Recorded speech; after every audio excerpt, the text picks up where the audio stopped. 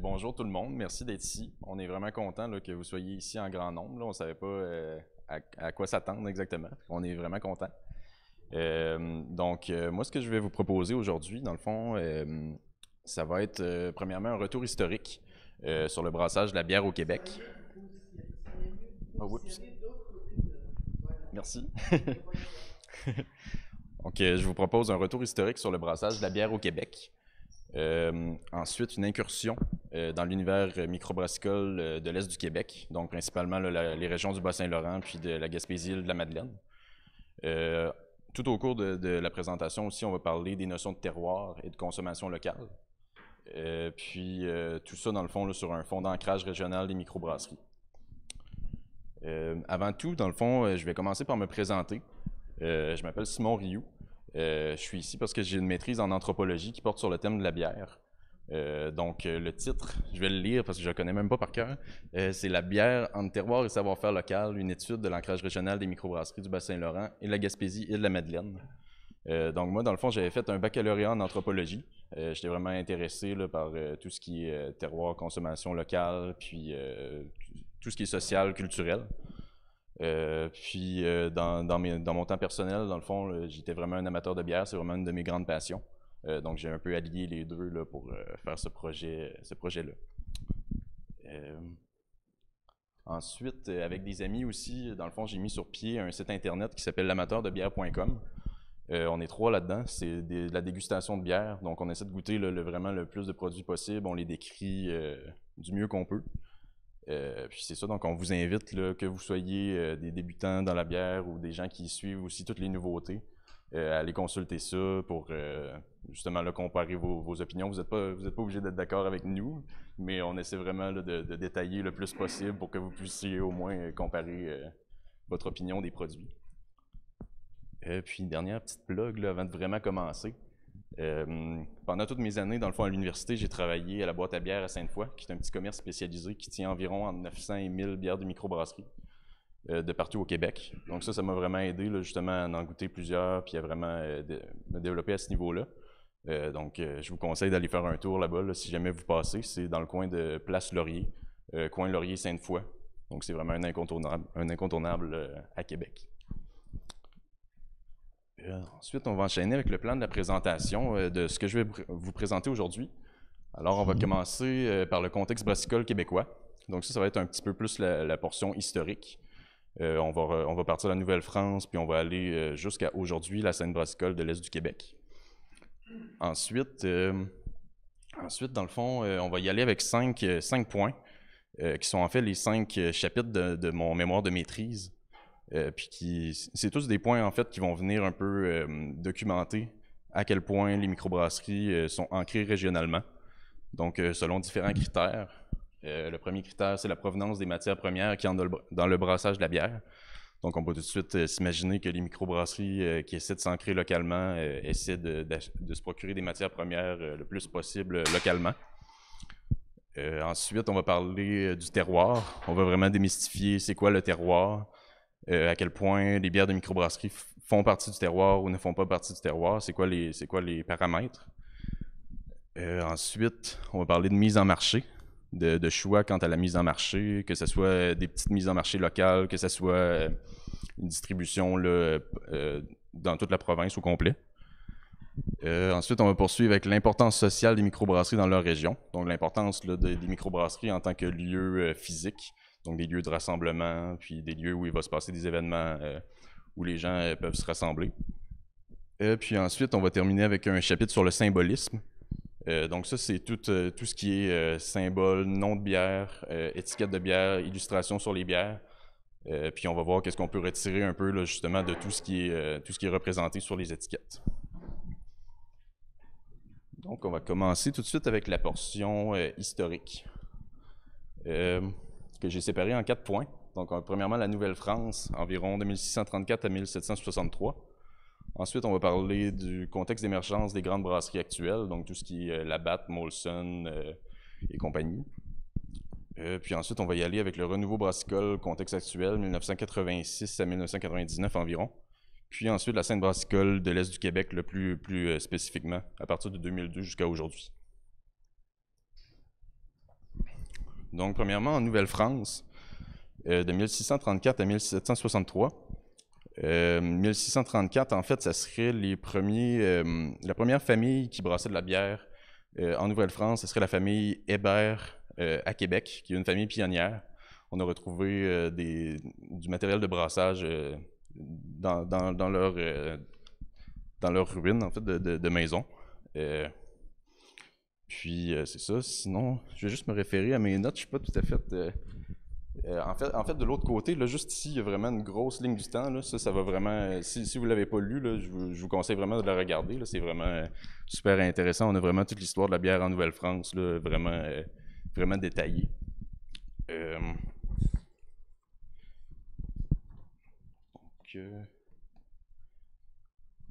C'est pas bien long. Ouais, donc on sait qu'en Nouvelle-France, la bière était surtout reconnue pour sa valeur nutritive.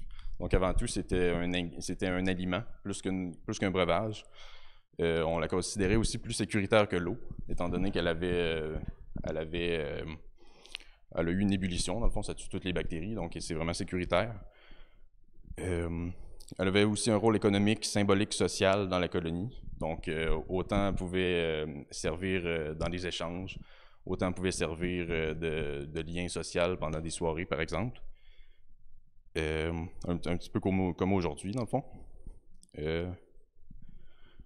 Puis, qu'est-ce qui expliquerait, en fait, qu'on a commencé à brasser de la bière ici au Québec, plus que du vin ou d'autres boissons? En fait, c'est qu'il y avait plusieurs colons qui venaient de la Normandie, qui était une région où la bière était plus consommée que le vin, le cidre aussi. Il y aurait aussi le climat, qui était moins propice à la vigne. Puis il y avait déjà du houblon à l'état sauvage ici au Québec qui poussait. Donc ça a comme été naturel là, d'y aller vers la bière. Puis aussi par rapport au coût, en fait, il y avait des imports d'alcool, de vin en provenance d'Europe. Mais on s'est rendu compte que le brassage maison était beaucoup moins coûteux. Donc, ça a vraiment été encouragé rapidement. Maintenant, si on parle des brasseries, là, vraiment pas industrielles, mais des brasseries plus qui n'est pas à la maison, dans le fond. Il y a la brasserie des Jésuites à Québec, qui était en activité dès 1635. Donc, c'est assez tôt. Puis ensuite, dans celles qui sont vraiment connues aussi, il y a la brasserie du roi de l'intendant Jean Talon. Qui est en activité dès 1669-1668 environ, dépendamment des sources. Cette brasserie-là, par exemple, n'a pas été en activité très longtemps, parce qu'elle était vraiment ambitieuse. Ils ont vraiment produit des grandes quantités. En fait, ils ont même été obligés d'en envoyer dans les Antilles, parce qu'ils ne trouvaient pas preneur. Ils ont fermé, en fait, après 10 ans d'activité. Ce serait ça pour la Nouvelle-France. Ensuite, n'hésitez pas. Ouais. De France, je pourrais pas dire exactement. J'imagine que c'est de la Normandie, mais je pourrais pas dire exactement. C'était sûrement une famille française. Ouais. Ouais. Je pourrais pas dire. C'est un petit peu. Je vais juste regarder mes notes. C'est la famille Hébert-Couillard. Ouais, c'est ça. N'hésitez pas d'ailleurs, là, si vous avez des questions là, pendant ma présentation. Donc, on va poursuivre avec le contexte d'émergence des grandes brasseries actuelles, donc tout ce qui est Labatt Molson. Là, j'ai mis des illustrations de Boswell et Dow. À l'époque, dans le fond, là, environ de 1730, disons, à 1800, la moitié des années 1800, il y a vraiment beaucoup de brasseurs anglais qui se sont installés au Québec. Ça s'explique parce que les Anglais donnaient une prime aux entrepreneurs pour venir s'installer ici. Donc là, on a vraiment tous les gros noms, là, Thomas Dunn, John Molson, William Dow, John Kinder Labatt, Eugene O'Keeffe, qui viennent s'installer au Québec dans cette portion-là. Donc c'est ça. Il y aurait, en fait, à Montréal, entre 1788 et 1852, il y aurait eu environ 56 brasseurs et près de 40 brasseries, ce qui est énorme pour l'époque. Mais seulement 10 de ces brasseries-là ont fait affaire plus de 10 ans. Donc c'était vraiment des tout petites brasseries, puis j'imagine que justement, il n'y avait pas assez de gens dans la colonie à l'époque pour vraiment pour vraiment tout consommer cette bière-là. C'est ça. Ces grandes brasseries-là, aujourd'hui, c'est celles qui sont un petit peu, disons, ils font office de gros méchants là, envers les microbrasseries. On peut penser là, à Molton qui a acheté Trou du Diable, qui était une microbrasserie chouchou là, des amateurs au Québec. Ça, c'était en 2017. Il y a aussi Sleeman, qui est une brasserie qui a acheté Unibrou au début des années 2000, qui a vraiment marqué aussi les mémoires à ce niveau-là.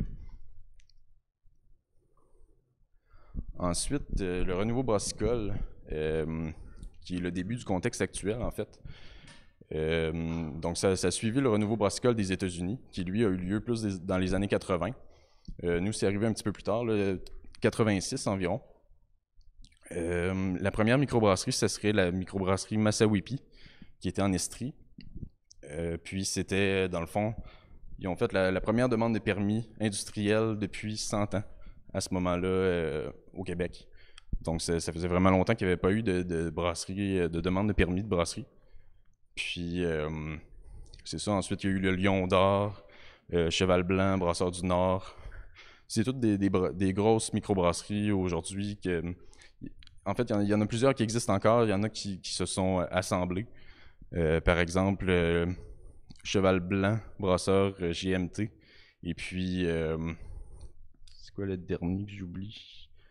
Cheval Blanc, GMT, puis j'en oublie un en tout cas, que je crois que j'ai pas mis. Ils se sont rassemblés pour faire Brasseur RJ, qui est vraiment une des grandes microbrasseries du moment. C'est ça aussi, ouais. Depuis récemment aussi, là, ouais. C'est ça, Unibrou, sinon, qui est vraiment encore un classique aujourd'hui. Lion d'Or aussi existe encore. Donc, c'est des grandes brasseries là, qui se refait vraiment là, sur en fait des styles qui n'avaient pas été exploités par les grandes brasseries à ce moment-là. Par exemple, Unibrou, eux, se spécialisaient dans les styles belges, donc des bières très levurées, très goûteuses, que les grandes brasseries n'arrivaient pas là, vraiment à proposer à ce moment-là. La brasserie Brazal aussi, qui n'existe plus en ce moment, elle était plutôt axée sur les styles allemands. Donc, encore là, un créneau qui n'était pas vraiment exploité. Ensuite, la deuxième vague, qui serait de 1994 à 1999. Ça, encore là, il y a plusieurs brasseries qui sont émergées à ce moment-là, qui sont considérées comme des classiques aujourd'hui. On peut penser à Dieu du ciel, qui est à Montréal. Sinon, Microbrasserie du Lièvre aussi, qui existe toujours. La Barberie à Québec, qui est vraiment une institution là, à Québec. Puis sinon, il y en a plusieurs aussi qui ont fermé à ce moment-là. En fait, c'était vraiment un gros boom de microbrasserie. Puis cette vague-là est caractérisée par beaucoup d'expérimentation. Donc, on allait un peu dans tous les sens, puis malheureusement, ça n'aurait pas rejoint. C'est comme s'ils étaient un peu en avance sur leur temps, dans le fond. Ça n'aurait pas vraiment rejoint les goûts des amateurs à ce moment-là. Ensuite, j'avais rajouté un point, la troisième vague, quatrième vague. Avec un petit peu de recul, en fait, les sources ne parlent pas de troisième vague et de quatrième vague, mais avec un peu de recul, moi, je parlerais peut-être d'une troisième vague dans le coin de 2007-2008, là où on a eu, par exemple, les Pit Caribou, les Naufrageurs, Donham aussi, là, des brasseries vraiment marquantes du Québec actuel. Puis la quatrième vague, je crois qu'on serait en train de la vivre, là, c'est celle où vraiment tout explose. Là. Il y a vraiment de plus en plus de microbrasseries. Puis presque à chaque semaine, en fait, là, pendant un moment, il sortait 2-3 nouvelles microbrasseries. Ici, j'ai un schéma, dans le fond, là, du nombre de permis total de 2002 à 2019. Donc, on voit qu'en 2019, on était, je crois que le chiffre exact, c'est 244, ce qui est assez impressionnant. Il faut noter aussi que c'est le nombre de permis, par contre, c'est pas le nombre de microbrasseries. Donc, il va y avoir des brasseurs, par exemple, qui vont brasser à contrat chez d'autres brasseries. Ça leur prend quand même un permis, mais ils peuvent quand même se créer une marque de bière qui va être sur les tablettes au même titre qu'une microbrasserie qui a vraiment ses établissements. Oui.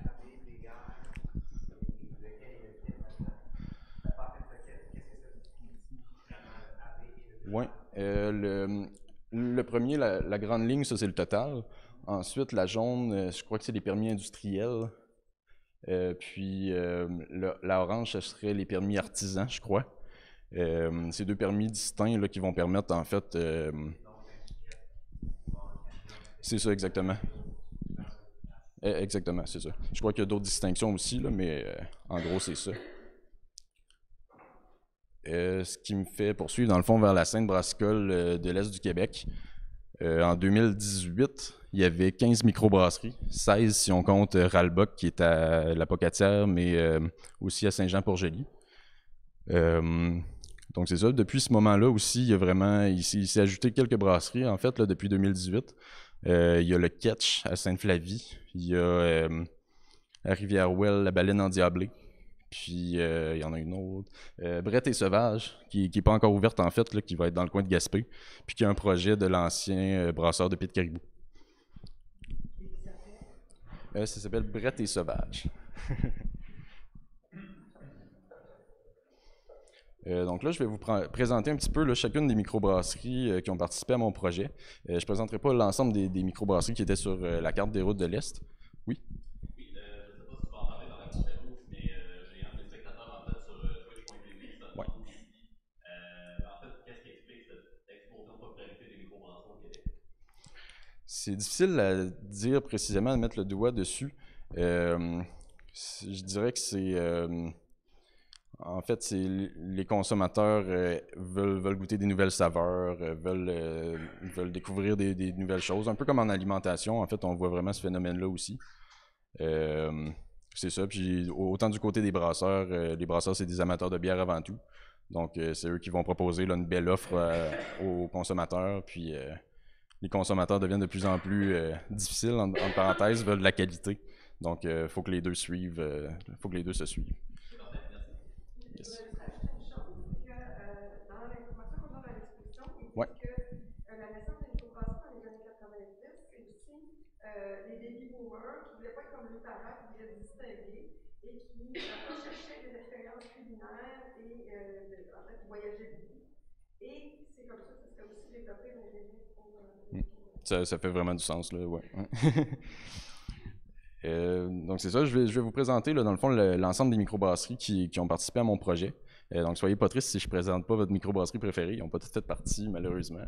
Puis c'est ça, je vais présenter là, quelques caractéristiques de chacune. Là, ça va nous être utile par la suite pour parler de terroir, de consommation locale. Donc la première, à l'abri de la tempête, qui est située aux îles de la Madeleine, c'est la première de la région qui est restée en fait, là, qui est encore en activité.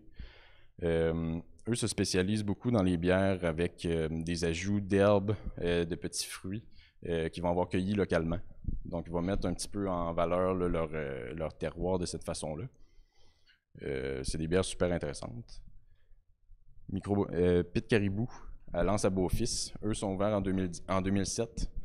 Ça, c'est vraiment une microbrasserie là, qui est vraiment un classique, je crois, pour les gens de la région. En fait, c'est la bière qui est servie ce soir.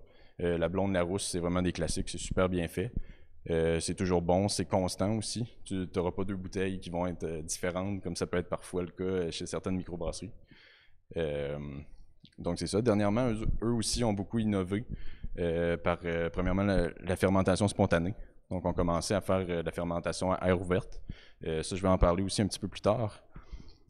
Puis on commençait aussi à isoler des levures dans la nature, donc à aller chercher des souches de levure qui ne sont pas domestiquées, là, entre parenthèses, pour faire des bières avec leurs propres levures qui vont être allées chercher eux-mêmes. Je vais en parler aussi plus en détail plus tard. Ensuite, on poursuit 2008 avec le Naufrageur, Carleton-sur-Mer. Eux, je dirais qu'ils se distinguent par... en fait, ils veulent vraiment que toute leur bière soit constituée de produits locaux. Donc, ils vont acheter presque 100% des maltes locaux, du houblon local, pour vraiment avoir des bières presque 100% Québec, autant que possible. Ça aussi, je vais en parler un peu plus tard, là, de la provenance des matières premières. Maintenant, la fabrique à Matane. Eux ont commencé, ils avaient seulement un pub, en fait. Ils ne distribuaient pas de bière, mais depuis récemment, ils ont ouvert une usine de production pour élargir un petit peu leur distribution de bière. Puis eux se distinguent, en fait, je crois que c'est vraiment un beau centre culturel, en fait, à Matane. Il se passe beaucoup d'événements là-bas. Il y a des pub quiz, il y a plusieurs activités là, qui vont être rassembleuses pour les gens de Matane. Ensuite, Tête d'Allumette à Saint-André-de-Kamouraska. Ça, c'est une microbrasserie que j'adore particulièrement. Eux sont ouverts en 2013. Ils brassent sur feu de bois. Donc, c'est les seuls, en fait, en Amérique du Nord à brasser sur feu de bois. Donc, la cuve, il y a carrément... il faut qu'ils mettent du bois en dessous. La cuve est chauffée de cette façon-là. Donc, c'est vraiment différent là, des cuves standards qui vont être un petit peu comme un four, là, où on va ajuster la température. Donc, c'est beaucoup plus difficile à contrôler. Puis, ça donne une petite touche, je dirais, peut-être plus caramélisée à l'ensemble des bières, qui est vraiment super intéressante. Eux aussi vont beaucoup mettre l'emphase sur l'accent, en fait, sur les produits locaux, puis les petits fruits, puis les herbes qu'ils vont avoir cueillis eux-mêmes. Ensuite, le Malbar à Sainte-Anne-des-Monts. Eux aussi, je trouve que c'est un petit peu comme à Matane. En fait, c'est vraiment un beau centre culturel, là. C'est super rassembleur. C'est un super beau pub. J'aurais presque en fait même envie de dire que c'est un petit peu inégalé là, dans cette région-là. Là. C'est l'endroit où on a envie d'aller. Brasserie Oval à Val d'Espoir. Eux sont un cas particulier. Oval a été créé dans le fond par un des anciens brasseurs de Pied de Caribou. Puis ils ont commencé avec une toute petite distribution.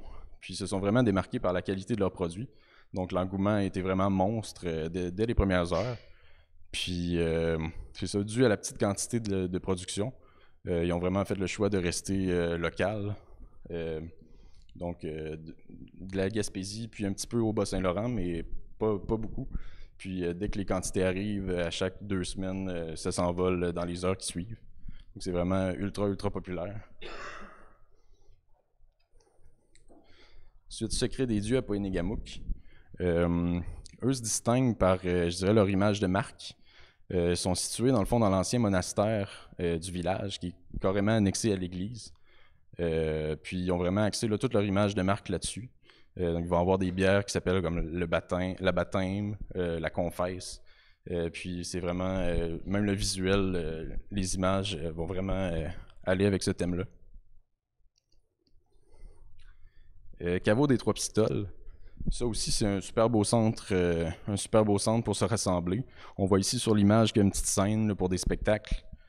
Puis eux sont situés, dans le fond, là, dans l'ancien caveau théâtre à Trois Pistoles. Qui était un ancien caveau pour conserver les pommes de terre. Donc c'est super riche en histoire aussi là, pour Trois Pistoles. Ensuite, Microbrasserie Cap-Gaspé. Eux étaient tout jeunes là, quand j'ai fait mon mémoire, c'était en 2017, puis ils venaient tout juste d'ouvrir. Donc eux ont une minuscule production aussi, sont vraiment locales, presque pas de distribution en dehors de la Gaspésie puis du Bas-Saint-Laurent. Puis c'est ça, vont aussi axer leur production, leur bière en ajoutant des petits fruits, puis plein d'ajouts de fruits locaux puis d'herbes locales. Un petit peu la même chose aussi là, pour Frontibus à Rivière-au-Renard. Eux, je sais qu'ils vont cueillir du poivre des dunes, du thé du Labrador pour ajouter dans certaines de leurs bières, qui va donner des goûts du terroir.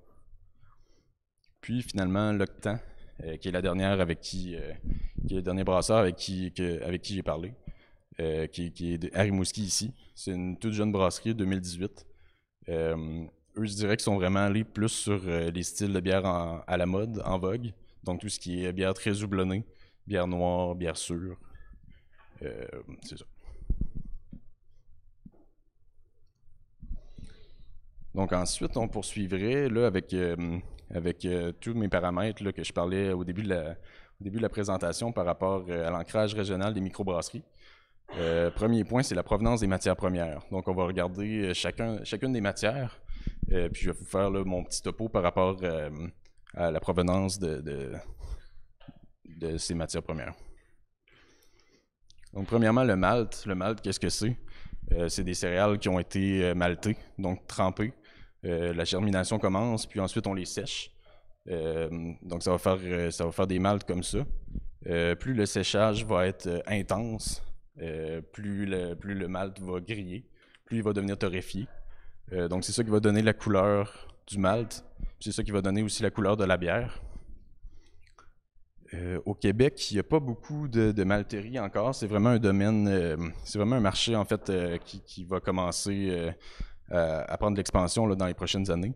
Les premières malteries ont commencé, là, je dirais, en 2007-2008, en même temps là, que les Pit Caribou, les naufrageurs. Puis, un petit peu. Ouais, puis c'est ça, la plupart des brasseurs à qui j'ai parlé me disaient vraiment que c'était important pour eux le plus possible de commander des grains qui étaient locaux, donc produits au Québec, mais que malheureusement, tous ne pouvaient pas acheter seulement des grains locaux, étant donné que en fait, on ne produit pas de toutes les sortes de grains. Par exemple, il va y avoir des grains fumés qui ne sont pas produits ici. Il va y avoir certains grains de spécialité comme des maltes de chocolat ou des choses comme ça qui vont provenir d'Angleterre. Puis aussi, l'autre raison pour laquelle certains brasseurs n'utilisaient pas tous des maltes québécois, c'est pour le goût. Le goût est pas nécessairement, plaît pas nécessairement à tout le monde. Il y a vraiment un petit côté, je dirais, feuillu, un petit peu vert. Oui? Ben, c'est ça, en fait, c'est que c'est pas tous les brasseurs là, qui apprécient le goût du malt québécois. Donc moi, ce qu'on me disait, c'est que c'était vraiment la qualité qui primait sur l'ingrédient québécois. Donc c'est ça un peu le dilemme en ce moment.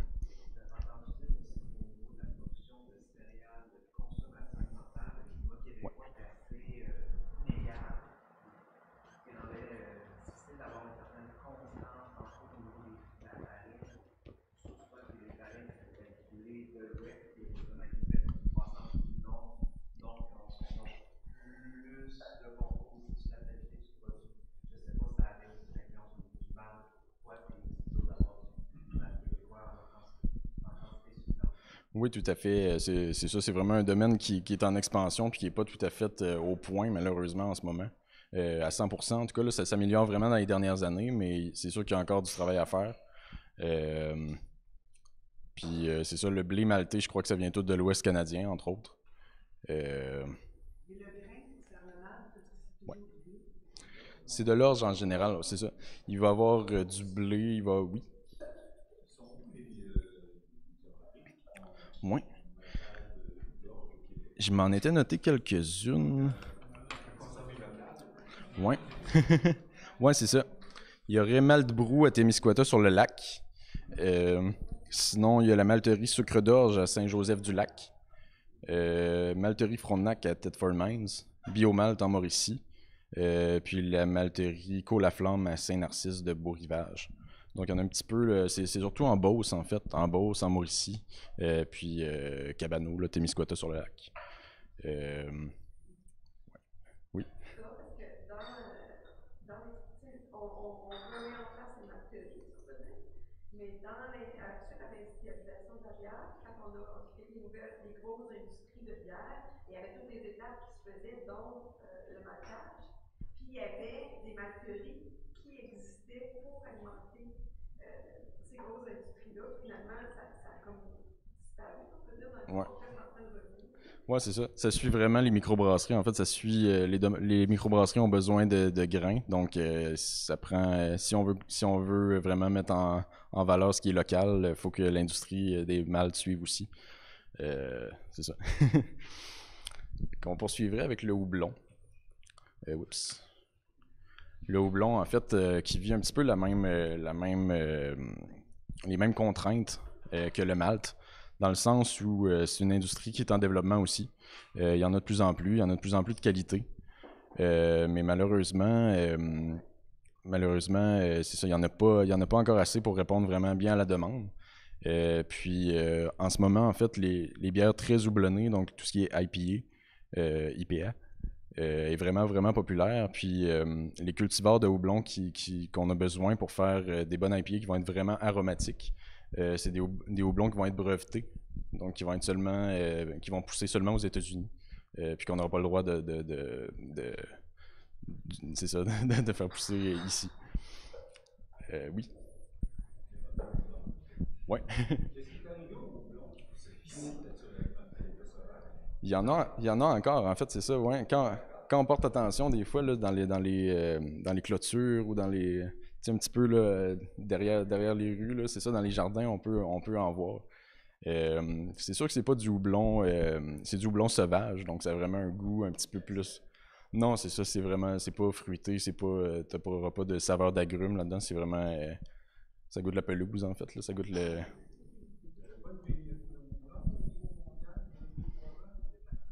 Moi, je crois que oui, par rapport justement aux cultivars qui étaient plus populaires. Je pourrais pas dire exactement. Je crois que, en fait, des houblons, ils en développent toujours des nouveaux, des nouvelles sortes. Puis souvent, on entend dire justement que la pénurie, c'est sur celui qui est super populaire. Là, tous les brasseurs veulent se le procurer. Puis ensuite, là, quelques années après, il y en a un nouveau qui ressort. Puis là, tout le monde veut celui-là à la place. Ouais. Donc c'est ça pour le houblon aussi. Là. La plupart des brasseurs me disaient qu'ils voulaient le plus possible encourager les houblonnières québécoises, mais que malheureusement c'était pas toujours possible justement autant pour produire des bonnes bières qui vont plaire aux amateurs que pour c'est ça dans le fond là, pour faire des IPA qui vont être vraiment aromatiques puis de qualité. Ensuite, l'eau. C'est souvent un ingrédient qu'on oublie parce qu'on le goûte pas nécessairement toujours dans la bière. Par contre, si on y porte attention, parfois, certaines microbrasseries, surtout, il va y avoir une petite signature minérale dans certaines bières. Je pense entre autres aux bières de tête d'allumette qui sont à Saint-André-de-Kamouraska. Eux vont utiliser l'eau qui provient de leur puits. Puis qui est vraiment une eau dure, donc qui va vraiment être minérale. On le goûte à peu près dans toutes leurs bières. C'est ça, il va seulement avoir, je crois, leur IPA qui vont vraiment, ils vont jouer avec des sels, puis ils vont aussi en fait filtrer l'eau jusqu'à temps que ce côté minéral-là disparaisse un peu. Mais sinon, c'est vraiment une signature qui est intéressante, puis que pour moi pourrait se rapprocher un petit peu de la notion de terroir. Ensuite, la levure, qui est selon moi l'ingrédient le plus important de la bière, en fait. C'est celui qui va donner sa signature. Même dans les bières où ce ne sera pas la levure qui va être la plus goûteuse, en fait, c'est seulement par le fait qu'on va avoir utilisé une levure qui va moins goûter pour, par exemple, faire ressortir un autre ingrédient. Mais c'est vraiment le plus important. C'est celui qui va transformer les sucres qui proviennent du malt en alcool, puis qui va créer le gaz carbonique aussi. Donc c'est ça, c'est l'ingrédient qui donne la magie à la bière. Pour la levure, dans le fond, je vais en parler plus tard.